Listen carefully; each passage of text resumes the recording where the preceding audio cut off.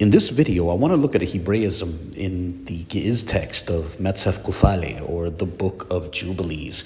And there are actually lots of Hebraisms in Jubilees, lots of wordplay that ultimately only makes sense in Hebrew.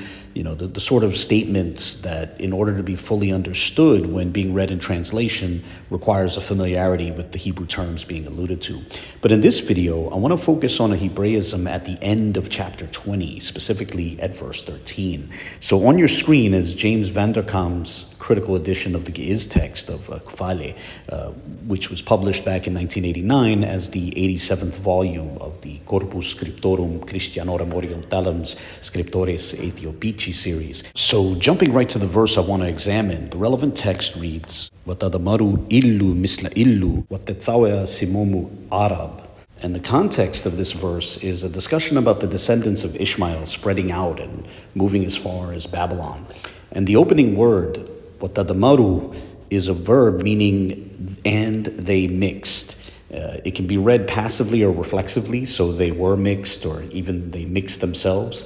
Then the next words are illu misla illu, literally these with these, or less literally one with another. In short, these statements are saying that they mixed with each other.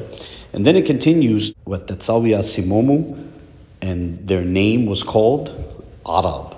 So the text is stating that because they mixed and mingled, they were called Arab. And that doesn't quite make sense in English, and the wordplay is even unclear in the Ge'ez text. But what the verse is doing is making an allusion to the ayin resh beit root in Hebrew, which gives rise to verbs meaning to mix, which was a particular point of interest for me in my video on the Bible and modern science as it pertained to Genesis 1.